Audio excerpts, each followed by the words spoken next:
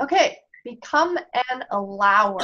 I love how you teach allowing. It really just it opens everything up in someone's life. So please tell us more. Okay. Well, allowing is one of the bigger spiritual principles, and probably one of the hardest in terms of shifting your perspective. It's not unmanageable. It's actually quite easy to manage. It's just a matter of coming to terms with it. So what I'm going to do is briefly take us through the structure of allowing, so that everyone can understand what it does for you as a principle. In other words, why is it there? Why is it so important to be an allower? Well, the first part of that is to understand separation. And to understand separation, again, one looks at negative emotions. So it's negative emotions that are attached to thoughts, stream of thoughts that you will have. Right. And separation means that you are disallowing. Separation means you're separating from something with a difference in mind. And so it's very important to understand what separation is. Separation is when, for example, two people that are in a relationship come together because there's something that they disagree about, and they argue. And so they're arguing their points, they're raising their voices, they're starting to become irate, frustrated, irritable. That's separation. So it's like taking the opposite ends of magnets and trying to push them together. They propel each other away. Yep. And so in disallowing, how can you join? So let's think about this again. It's a couple that's in a relationship. They're talking about disagreements. So far in the conversation, this is good. However, they're propelling each other away. Right. So where's the separation? The separation is disallowing, because allowing means that, okay, we're just going to role model this. I'm the one partner, and there's a disagreement, and I say, I understand that there's a disagreement, so what I'm going to do is I'm going to sit back and fully listen to what it is you're saying to me so that I can understand it. Yeah. And once you've spoken to me about it, I hope you can offer me the freedom to sit and think about it, to contemplate it, before coming back to you with an answer. Okay, now what I've just done is I've actually created cause effect, which means, number one, I'm listening, which number two means that my partner feels they're being heard. Yep. Number three is I'm respecting them enough to say, you know what, I want to contemplate this information so I can come back and sit with you, look for a solution. So I'm treating them with dignity and respect. Right. Okay.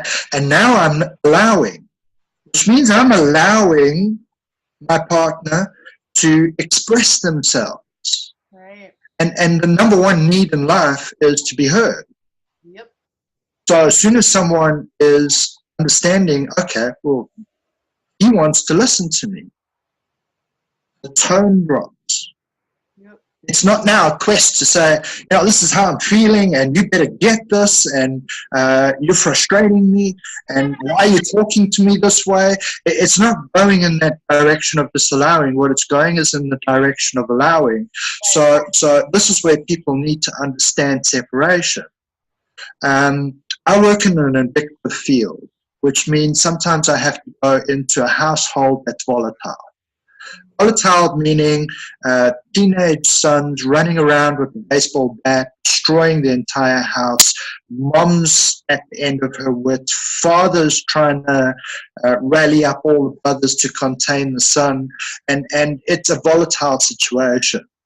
And everyone is actually disallowing everyone. In other words, stop doing that, and it's just out of control.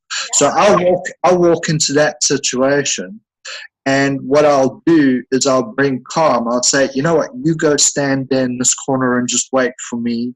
That would be to the father. Mother, just sit there, listen, let me handle it. It's taken care of. So the mother's sitting on the side. Brothers, you know what, go take a drive. You don't need to be here right now. Let me come in and take this over. Now, all those chaotic situations have left.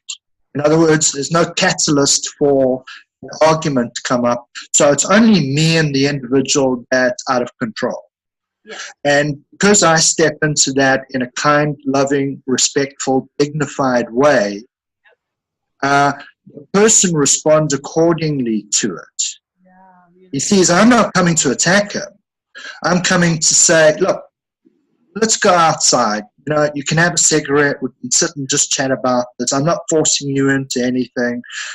And you see, now I'm inviting him into a process of having a conversation that's outside of the chaos. Nobody wants to be in chaos. Nobody. And so what happens is in these situations, that entire environment dissipates from chaos to order. Right. And the reason why it's doing that is because I'm practicing allowing. I'm not taking away from the individual saying, you have no right to do this. I'm saying, I understand it. You're really upset. Yep. I don't think that this approach is really going to benefit us. So why don't we look at a different approach? Nice. And that's not disallowing. So one has to become very observant of what separation is. And you'll always feel separation by the amount of negative emotion attached to the thought structure while you're going through separating yourself from something. So becoming an allower becomes this process in which people make their choices. People have free will. It's okay. What you want to do is you want to be heard. You want someone to contemplate some other information and see where you go from there. It's building blocks. Right. Yeah, and it works great with teenagers too, doesn't it, Paul? It definitely does. And I've always come out of these situations. Everyone thinks I'm an expert. But it's not so much that. It's just because of the approach. So it's not being an expert at dealing with volatile situations. It's just knowing that on a soul-to-soul level, nobody wants to be upset. But nobody. And so as you become an allower, you're now able to speak on a soul-to-soul level with someone. Yep, absolutely. That makes the big difference. Yeah, it's a developmental skill to be able to just put things in the center and not be reacting to them, just taking a look at what is going on and, from the perspective of, this is what comes up for me, this is how I'm feeling or whatever, just all in the center with no reaction to it. And right. Most people really don't have that, in their development yet. Well, your needs, my needs, and our needs kind of thing. Correct. Our words. Yeah. Well, this brings us to the secondary part of allowing, which is know that you are not the opinion of others. And that statement is a huge statement. That is not a simple statement. Because here's the thing. Everyone tends to look at everything from everybody else's point of view. Right. So have you ever heard that statement where someone comes in and says, I told everyone what my dream was, but I was shot down? Yep. Absolutely. Okay. Now, the reason why is you personally have a dream. You feel so good about it, so good that you want to go and tell a whole lot of other people, and other people turn around to you and say, well, you're barking up the wrong tree. That's never going to work. Yep. Okay, those are not words you want to hear. No, not at all. Michelle Catnett, she's put a really great post on Facebook about that one. It's so true. I was like, it's not your opinion to give your opinion. But here's the thing. People have a tendency to hang on to what other people are saying. And so all of a sudden, they start considering themselves from that point of view. So you cannot live life considering yourself from other people's point of view, Yes. you're going to live a very unmanageable, uncomfortable life. Yeah, absolutely. You have to have your own mind. Mm-hmm. You know, I learned a long time ago not to express all my dreams. And the reason why is because it becomes subject to opinion.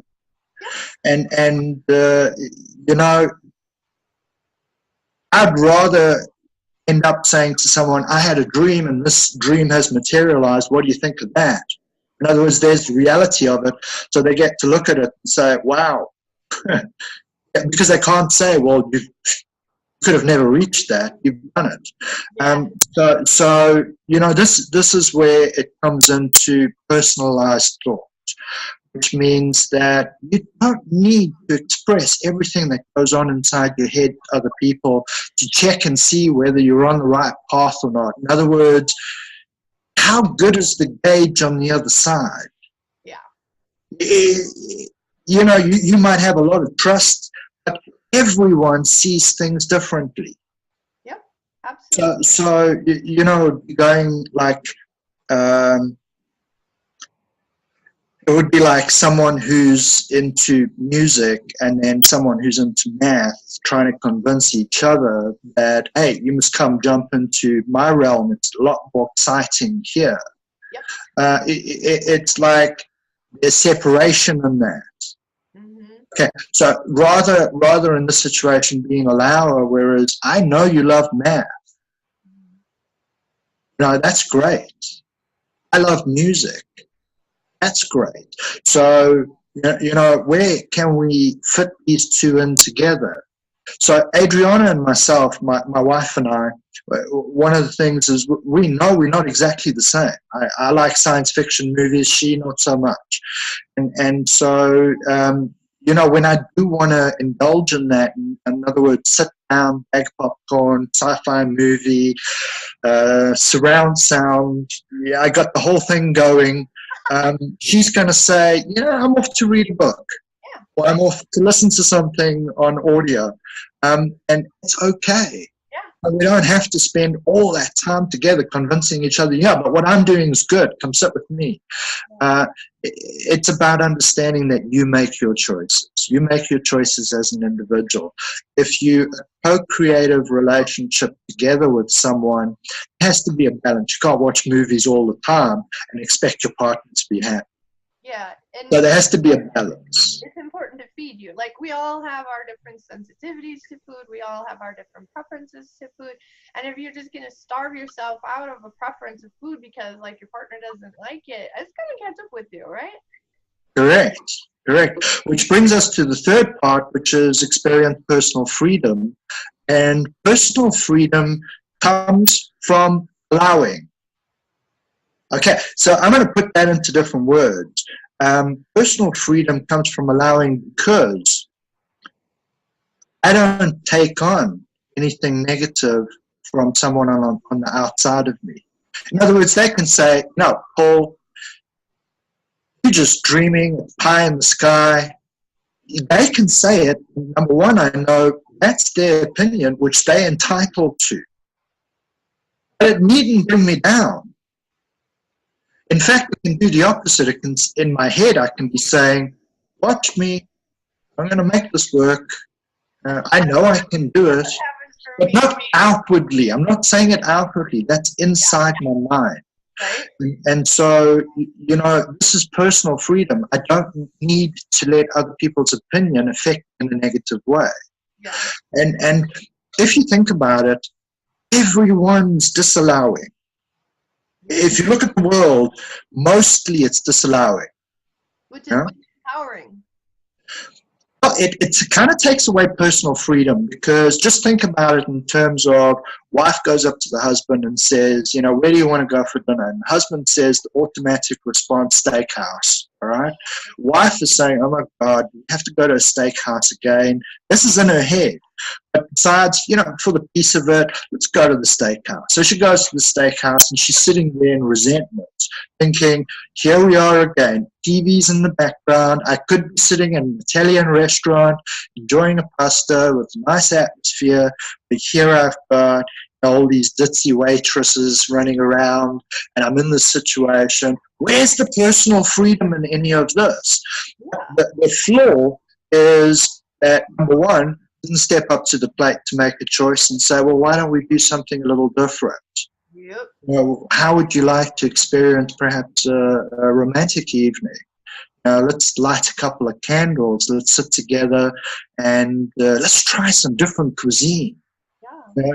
You don't know what that, and invite a person into that process, because, well, a husband turns around and says, yeah, that's not a bad idea. I've been doing the steakhouse, so let's go and have a look.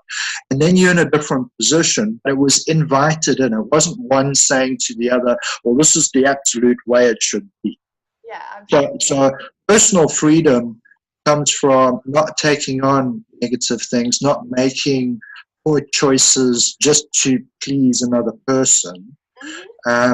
It's about being able to negotiate and manage. Yeah.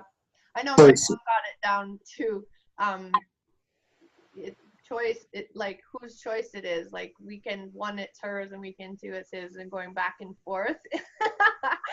I like this one. This is more communication involved. And I know we had a conversation prior to this interview about like a woman maybe's been home in the chaos of kids and the husband wants to go to the steakhouse, and that's something that she can actually realize for herself instead of feeling resentful about it. Steakhouse is really noisy. I'm not kind of my max for noise. Where might we go where it could be like a quieter environment, right? Everything in life is about negotiation. And a lot of people would say you're kind of relinquishing your right to choose if you're trying to persuade someone to go to something that you feel would be better. So again, what I'm saying here is it's subject to negotiation. It could be handled this way, which is simple, because you've got a lifespan ahead of you. This is not like just tomorrow. There's tomorrow, there's next week, there's next month. And so in a situation like what we're talking about, which is a very simple choice, it's great. Now, let's do the steakhouse. However, would it be okay if we do the steakhouse this time, what about the next time we go, which is next Friday, let's go to the Italian restaurant. Would you be up for that? Would that be good? Now, this is a negotiation. All right. And it's an obvious no-brainer, which means, of course, the husband is probably going to say, yeah, of course. Yeah, but why? He's going to the steakhouse tonight. Okay. It's a negotiation that's committed on in a fair way. And so go through that experience, you have it, you resign yourself to it in a way which I'm going to make the most of this. Yep. And you go and you enjoy it. So you choose what you want on the menu. You look at the things that are pleasing to you. You're not sitting with that resentment. Right, exactly. See, it's a different perspective at looking at everything. Yeah. So it needn't be a bad experience. And then when you come out of that, and next week you go off somewhere else, you set it up in a way where the two of you are really going to enjoy that experience. Yep. Absolutely. And so now you're starting to live life with thoughts. You're not carrying around that resentment. Imagine going off to the restaurant because you say, okay, well, let's just go there. And you're stuck with that. Now you're resenting, and next week comes up, well, let's go back to the steakhouse. I see months worth of problems. Yeah, no kidding. And it's like it's perpetuating all negative instead of trying to be in a position to make informed choices. Yeah, absolutely. And so just noticing for your own self and the idea of your thoughts, my thoughts, our thoughts, and putting them in the center so that you realize you do need a quiet environment. You do realize your husband could use a steak, and everybody's just kind of talking it through. Because I know when I do that one where I put the thought in, and then my husband puts his thought in, then based on his thought, it's like, oh, you know what? I don't need it that bad right now. He seems to need it worse or whatever. And then we can kind of negotiate that one out. based on our own needs, but we weren't even aware of the other person's need. And Right. it doesn't mean like putting people above yourself. It means like if you're just being honest and like, I really just need to get out, I don't care where we're going or whatever it is.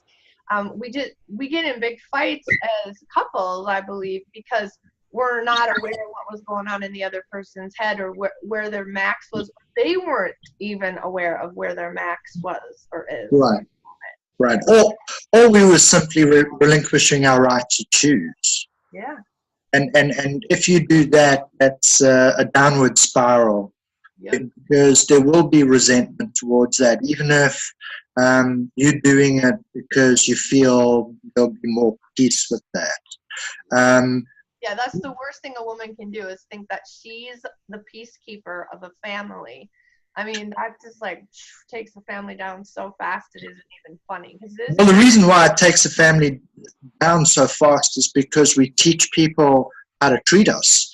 And so if you're going to every single time relinquish your right to choose just for peace, then what's going to happen is the partner is going to take advantage of that, saying, okay, I end up getting what I want. I got my steak. I'm in an area where I want to be, and that's fine. But then there's the person on the left wing that's left out. And that's not going to add up to a good relationship, because it's going to come out in different ways. And so, never mind the steakhouse, there's going to be other problems. So personal freedom is peace of mind. Yeah. And peace of mind is knowing that I made the best possible choice I could under the circumstances. I love it. Very cool. Thank you, Paul. Pleasure. Okay, become an allower. I love how you teach allowing. It really it opens everything up in someone's life. So please tell us more. Okay. Well, allowing is one of the bigger spiritual principles, and probably one of the hardest in terms of shifting your perspective. Yet not unmanageable. It's actually quite easy to manage. It's just a matter of coming to terms with it. So what I'm going to do is briefly take us through the structure of allowing, so that everyone can understand what it does for you as a principle. In other words, why is it there? Why is it so important to be an allower? Well, the first part of that is to understand separation. And to understand separation, again, one looks at negative emotions. So it's negative emotions that are attached to thoughts, stream of thoughts that you will have. Right. And separation means that you are disallowing. Separation means you're separating from something with a difference in mind. And so it's very important to understand what separation is. Separation is when, for example, two people that are in a relationship come together because there's something that they disagree about, and they argue. And so they're arguing their points, they're raising their voices, they're starting to become irate, frustrated, irritable. That's separation. So it's like taking the opposite ends of magnets and trying to push them together. They propel each other away. Yep. And so in disallowing, how can you join? So let's think about this again. It's a couple that's in a relationship. They're talking about disagreements. So far in the conversation, this is good. However, they're propelling each other away. Right. So where's the separation? The separation is disallowing, because allowing means that, okay, we're just going to role model this. I'm the one partner, and there's a disagreement, and I say, I understand that there's a disagreement. So what I'm going to do is I'm going to sit back and fully listen to what it is you're saying to me so that I can understand it. Yeah. And once you've spoken to me about it, I hope you can offer me the freedom to sit and think about it, to contemplate it before coming back to you with an answer. Okay, now what I've just done is I've actually created cause effect, which means number one, I'm listening, which number two means that my partner feels they're being heard. Yep. Number three is I'm respecting them enough to say, you know what, I want to contemplate this information so I can come back and sit with you, look for a solution. So I'm treating them with dignity and respect. Right. Okay. And now I'm allowing, which means I'm allowing my partner to express themselves. Right. And the number one need in life is to be heard. Yep. So as soon as someone is understanding, okay, well, he wants to listen to me, the tone drops. Yep. It's not now a quest to say, this is how I'm feeling, and you better get this, and you're frustrating me, and why are you talking to me this way?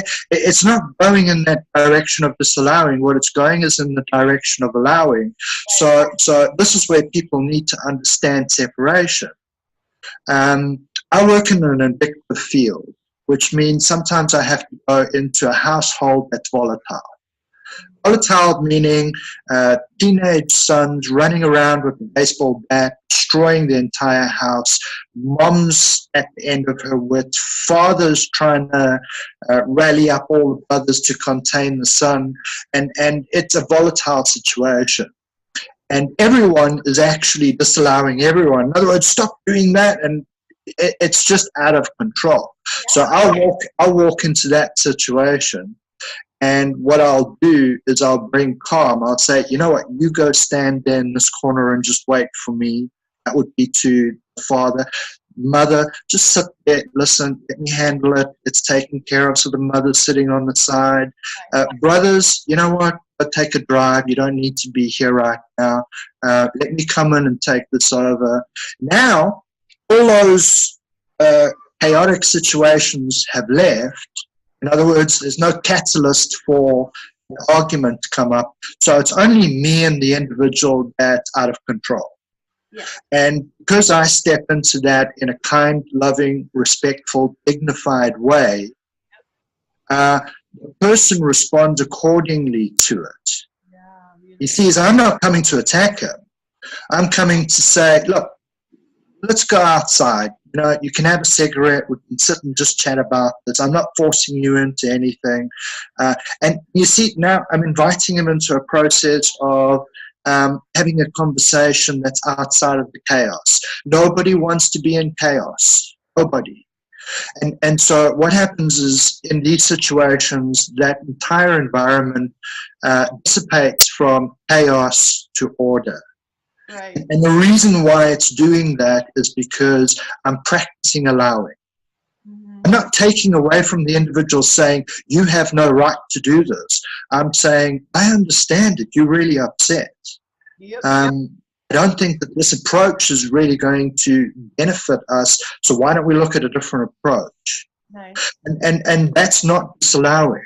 So one has to become very observant of what separation is. And you'll always feel separation by the amount of negative emotion attached to the thought structure while you're going through separating yourself from something. So becoming an allower becomes this process in which people make their choices. People have free will. It's okay. Mm-hmm. Yeah. What you want to do is you want to be heard. You want someone to contemplate some other information and see where you go from there. It's building blocks. Right. Yeah, and it works great with teenagers too, doesn't it, Paul? It definitely does, and I've always come out of these situations. Everyone thinks I'm an expert, but it's not so much that. It's just because of the approach.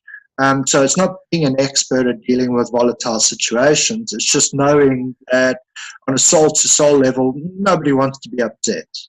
But nobody.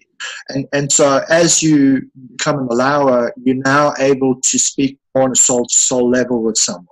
Yep, absolutely. That makes the big difference. Yeah, it's a developmental skill to be able to just put things in the center and not be reacting to them, just taking a look at what is going on, and from the perspective of this is what comes up for me, this is how I'm feeling, or whatever, just all in the center with no reaction to it. And Right. most people really don't have that in their development yet. Right? Well, Your needs, my needs, and our needs kind of thing. correct. Our words. Yeah. Well, this brings us to the secondary part of allowing, which is know that you are not the opinion of others.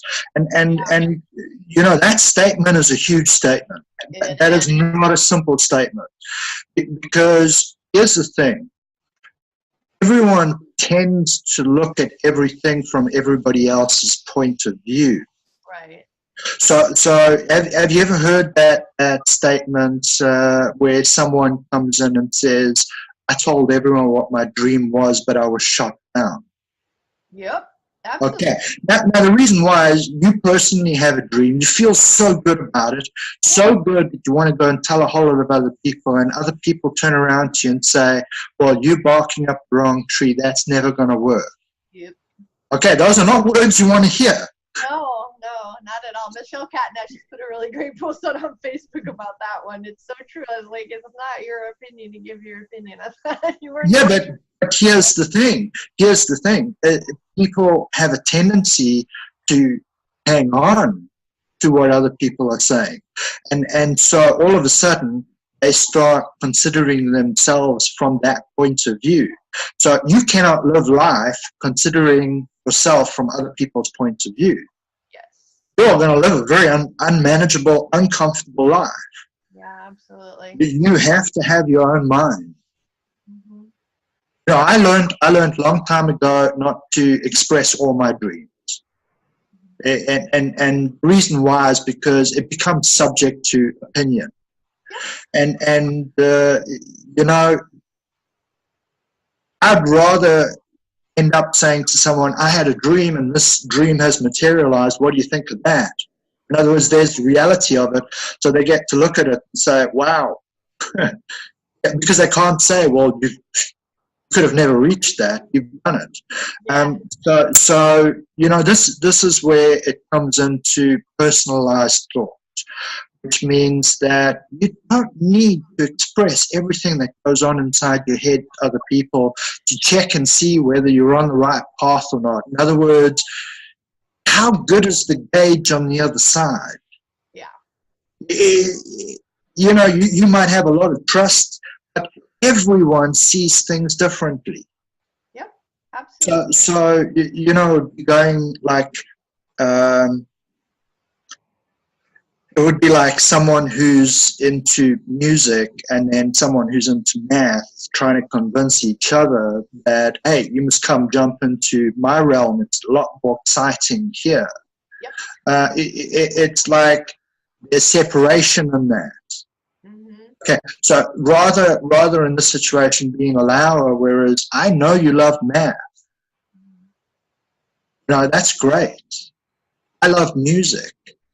That's great. So, where can we fit these two in together? So Adriana and myself, my wife and I, one of the things is we know we're not exactly the same.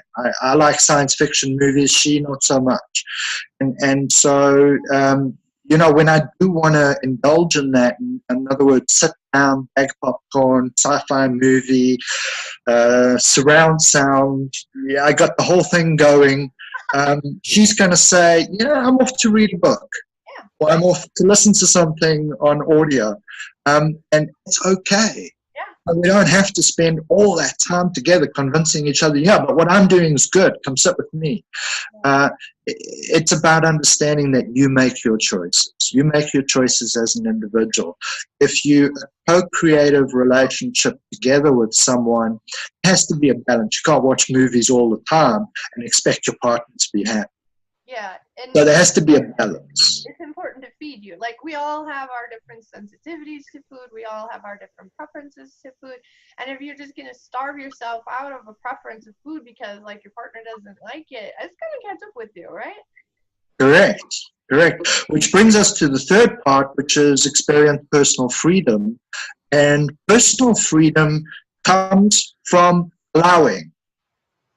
Okay, so I'm going to put that into different words. Personal freedom comes from allowing because I don't take on anything negative from someone on the outside of me. In other words, they can say, no, Paul, you're just dreaming, pie in the sky. They can say it. Number one, I know that's their opinion, which they're entitled to. But it needn't bring me down. In fact, it can do the opposite. It can, in my head, I can be saying, watch me. I'm going to make this work. I know I can do it. But not outwardly. I'm not saying it outwardly. That's inside my mind. Right. And so, you know, this is personal freedom. I don't need to let other people's opinion affect in a negative way. Yeah. And if you think about it, everyone's disallowing. If you look at the world, mostly it's disallowing. Which is empowering.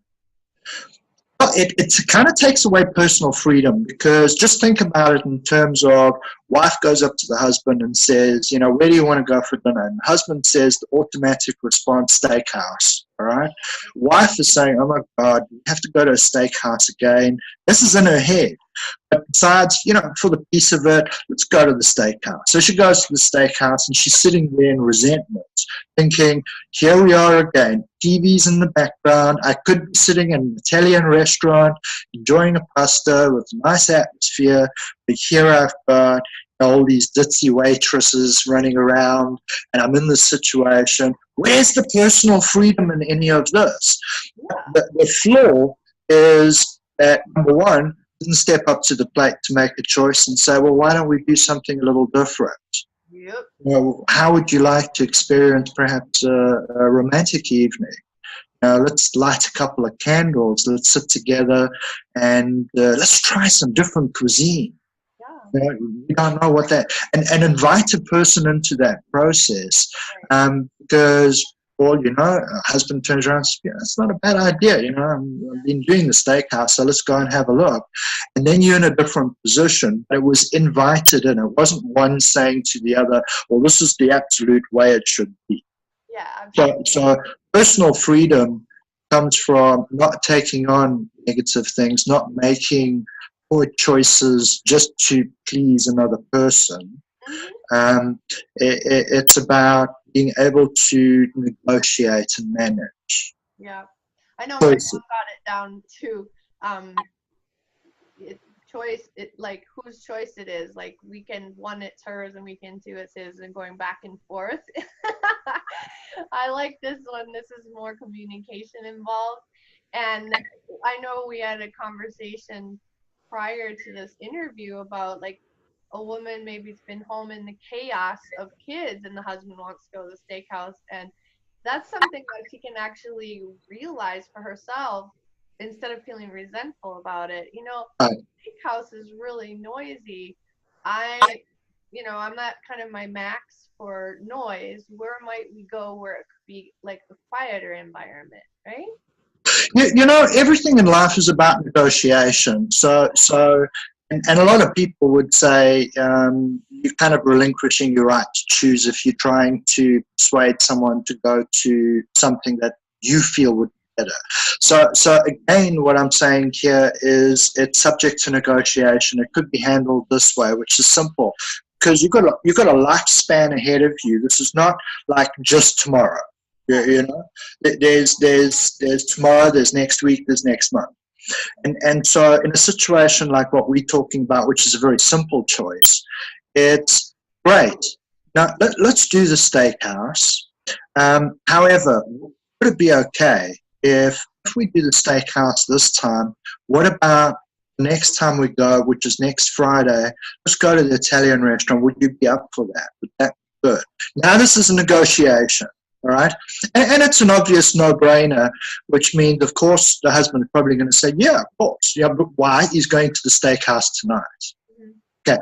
But it's a negotiation that's committed on in a fair way. And so go through that experience, you have it, you resign yourself to it the way which I'm going to make the most of this. Yep. And you go and you enjoy it. So you choose what you want on the menu. You look at the things that are pleasing to you. You're not sitting with that resentment. Right, exactly. See, it's a different perspective at looking at everything. Yeah. So it needn't be a bad experience. And then when you come out of that, and next week you go off somewhere else, you set it up in a way where the two of you are really going to enjoy that experience. Yep. Absolutely. You know, and so now you're starting to live life with thoughts. You're not carrying around that resentment. Imagine going off to the restaurant because you say, okay, well, let's just go there. And you're stuck with that. Now you're resenting, and next week comes up, well, let's go back to the steakhouse. Yeah, oh, I see months worth of problems. Yeah, no kidding. And it's like it's perpetuating all negative instead of trying to be in a position to make informed choices. Yeah, absolutely. And so just noticing for your own self and the idea of your thoughts, my thoughts, our thoughts, and putting them in the center so that you realize you do need a quiet environment. You do realize your husband could use a steak, and everybody's just kind of talking it through. Because I know when I do that one where I put the thought in, and then my husband puts his thought in, then based on his thought, it's like, oh, you know what? I don't need it that bad right now. He seems to need it worse or whatever. And then we can kind of negotiate that one out based on our own needs. But we weren't even aware of the other person's need. And it doesn't mean like putting people above yourself. It means like if you're just being honest and like, I really just need to get out. I don't care where we're going or whatever it is. We get in big fights as couples, I believe, because we're not aware of what was going on in the other person's head or where their max was. They weren't even aware of where their max was or is. Right. Or we were simply relinquishing our right to choose. Yeah. And if you do that, that's a downward spiral. Yep. Because there will be resentment towards that, even if you're doing it because you feel there'll be more peace with that. Yeah, that's the worst thing a woman can do is think that she's the peacekeeper of a family. I mean, that just like takes the family down so fast it isn't even funny. Well, the reason why it takes the family down so fast is because we teach people how to treat us. And so if you're going to every single time relinquish your right to choose just for peace, then what's going to happen is the partner is going to take advantage of that, saying, okay, I end up getting what I want. I got my steak. I'm in an area where I want to be, and that's fine. But then there's the person on the left wing that's left out, and that's not going to add up to a good relationship because it's going to come out in different ways. And so, never mind the steakhouse, there's going to be other problems. So personal freedom is peace of mind. Yeah. And peace of mind is knowing that I made the best possible choice I could under the circumstances. I love it. Very cool. Thank you, Paul. Pleasure. All right. Let go of what you don't agree with. Woohoo! Tell us more. Well, this is about learning how to take your eye off of what you think you need to keep your eye on. Okay. So let's have a look at a situation, and again, let's step in with a mother as a housekeeper. In other words, she's the one that's looking after the home, and everybody is leaving things lying around. Right, so she's constantly picking up. Yep. Right, now her eye is fixated on nobody respects her. They just leave stuff lying around, and she's there to have to pick it up all the time, and becomes resentful about that, to the point where she's normally screaming, pick up your stuff, pick up your stuff, pick up your stuff. Yep. Right? And people are saying, hey, Mom, just calm down. Okay, Mom's saying, I'm not going to calm down because it's constant. I come through in the morning and there it is. But you guys keep doing it. But now this is a no-win situation. In other words, your eye is fixated on what's wrong. Yes. But it's not focused on solution. Exactly. And that idea of neurological addiction, focused on the negative. Absolutely. So negative stimuli, which is things that tend to rear up inside you and make you feel negative, whether it's frustrated, cross, angry, resentful, whatever it is, blaming, hate, it doesn't matter. Again, negative emotions. So have you noticed, Linda, that with everything we're speaking about, we use the negative emotion as an indicator of where we're going wrong? Yes. Okay, because it's a clear indicator. In other words, I bring it up. So now this is creating self-awareness. I bring it up to show everyone, here's a negative emotion. And so if there's a negative emotion attached, it means that's where we need to be looking for solution. Right. So negative stimuli in the case of everyone leaving everything lying around, the approach has to change. And so, number one, step outside of the problem and you say, well, what would my preference be? My preference would be that everyone cleans up after themselves. That would be a clear and precise preference in this case. Right. Because that would solve the entire problem. The only thing now is to get willing participants. All right? So next part of that solving that problem is, how do I invite these people, I'm using a different word, invite these people into cooperating with me. Yeah. Before I was trying to tell them, look at what you're doing. All right? It's affecting me negatively. Yeah. I'm venting it on you. So that's the way that we're looking at it. Yeah. That's the way she was looking at it.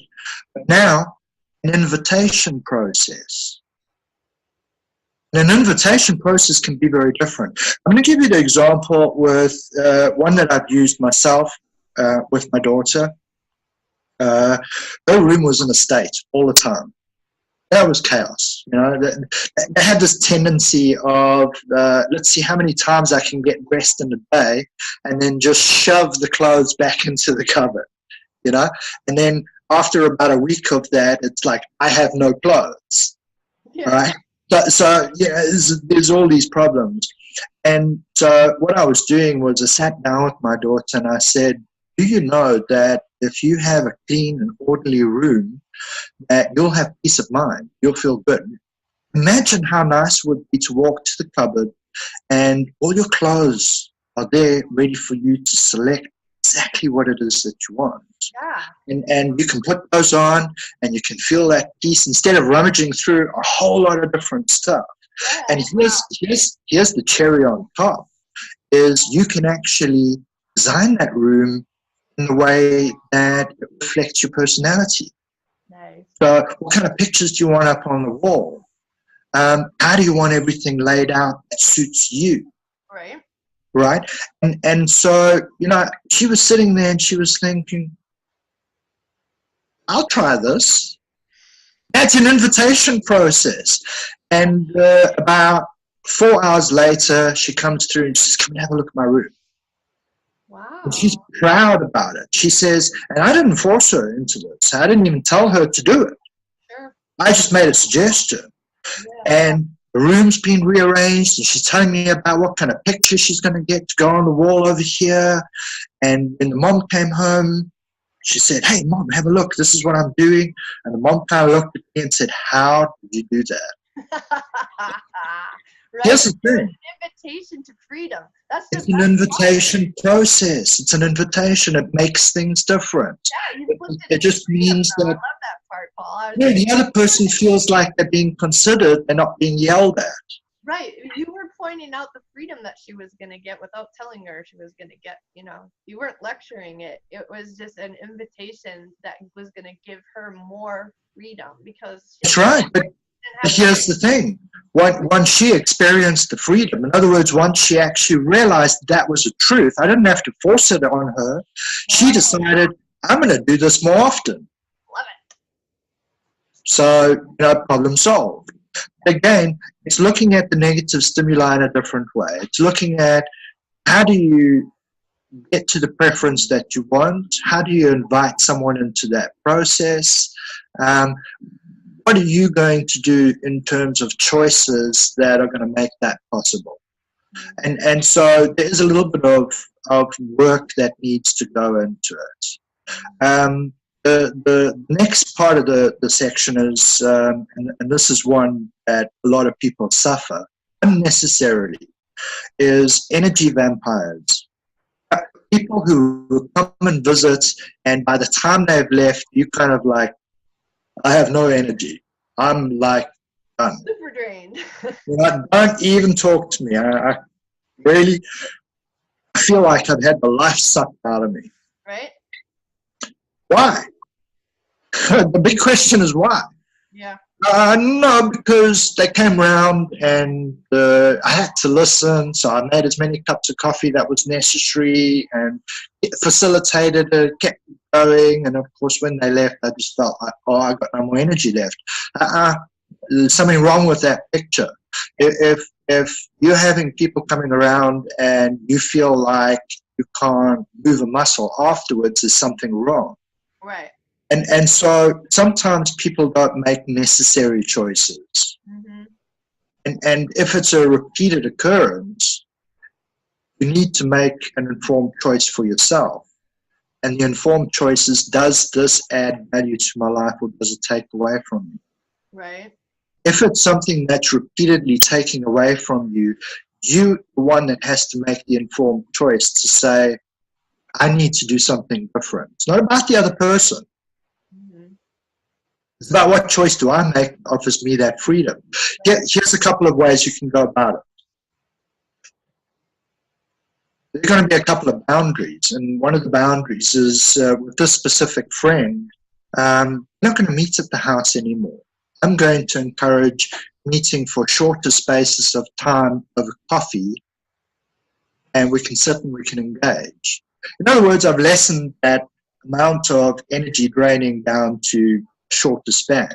Right, you're not going in the same car either, right, Paul? That's right. Doing something totally different. I'll meet you there. We can meet at 10 o'clock. I've got to be out of there by 10:45. Yep. And there you go. More control. And see whether you can, if you wanted to keep that friendship, see whether you could encourage different conversations within that different environment. But you're not trapped. No longer trapped in that situation where, okay, I've got to go through 3 hours of this. Yeah, absolutely. Right. And so, this is where, as individuals, we learn boundaries. Right. And there's for me, there's a key principle, and the key principle is this: does this add value to me or does it take away? Yeah, exactly. If it's something that takes away, it's something I need to give my attention to and make a different choice about. I love it. You can't leave it. Because if you don't leave it, you're going to suffer it for as long as it's there. Yeah. So again, we're coming back to key choices. And this leads to the third part, and this is where a lot of people fail just because of how they feel about themselves, which is unworthy thoughts. Yeah, right? Okay, I don't really have the right to say what I say. Hello? As an individual, you have the right to say anything that you want to say. Yeah. Because you personally feel that way. And so if you personally feel that way, with dignity and respect, you can make yourself known and understood through the choices that you make, how you teach people to treat you, what you allow, what you don't allow. Right.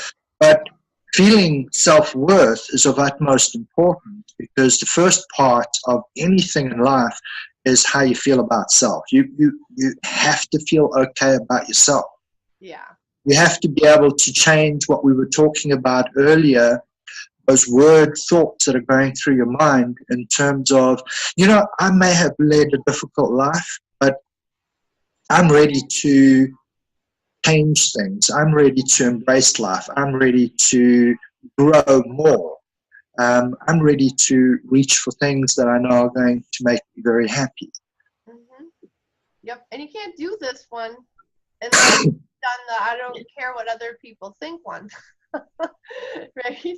You get to get over that poop, lump in the road, bump in the road, whatever, to be able to do this piece you're talking about. Well, I think what's really nice about the interview that you've been doing here is that it gives the person the opportunity to see how multifaceted the direction of your life, making informed choice about it, needs to be. Right. And because a lot of times a person will say to you, well, just come up with something different.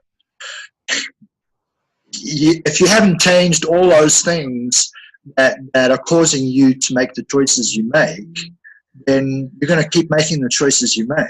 Yeah, absolutely. So it's a process of elimination, and it's looking at life from an all-inclusive point of view, which means that you have to kind of segment it. Here's work, here's home, here's my relationship, here's my children, here's my creative interests, here's my list of problems, and so on. Because once you've segmented it, you can look at each one isolated from each other. Yeah. Have a look at negative emotions attached to the thought streams within that. Start identifying them and start modifying them. So it's a process. It is. You're not gonna get there all at once. I always say to people, and this is a truth, it's impossible to jump from fear to joy. You cannot make that leap. It's a quantum leap, and it's very large. So if you're going to try and make that leap, you're going to kind of fall down the middle. Yeah. Because you can't reach it. But you can process your way across. And as you process your way across, make this change. Right. Wait for a second.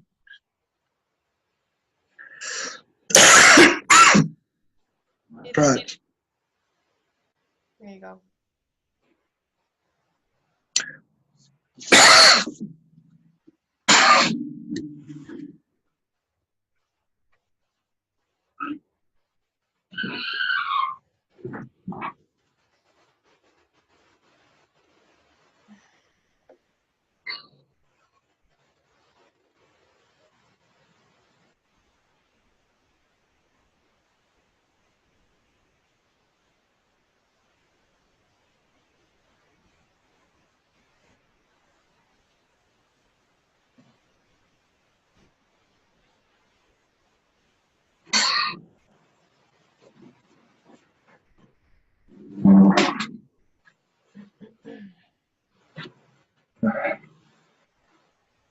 Okay, I'm alive. Yeah, right.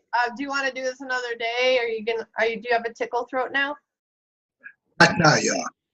I do it another day because it sounds like you got some drainage that's causing the tickle throat that's going to cause the choke. I felt it coming up while we were talking. What is the next slide? Yeah, we've gone really long on these too. We're past it's 2 o'clock. How many more are there? That's it. Oh, wait. Okay, so there's 2 more after that. And there's unity. Okay, well, what we can do is, it'll be hard right now, but what we can do is we'll come back to these 2 ASAP, and we'll finish them, but you can always trim. Yeah, there's more than I thought there were, so let's see. Become an allower. Oh, I'm not worried about that. So, this is the one that we were trying to like finish and say goodbye to each other. So, can you do a last thought and we close? Can try that. Yeah, that's about all I do for today. Okay. Go ahead. Go ahead and just say like one more quick wrap up. Even it can even be a sentence, and then say I'll say goodbye to you. You say goodbye to me. Okay. So what you don't want. Don't start it with no, so I can't cut that good. So be really quiet and give me a sentence. Funny. Adriana was doing that to me today. So. You don't want to have unworthy thoughts. You want to have thoughts that are going to lift you up and inspire you to do more within yourself. So you want to feel that positivity within yourself. Love it. That's so cool. Thank you so much, Paul. It's my pleasure. Always a pleasure. Bye-bye. Bye for now.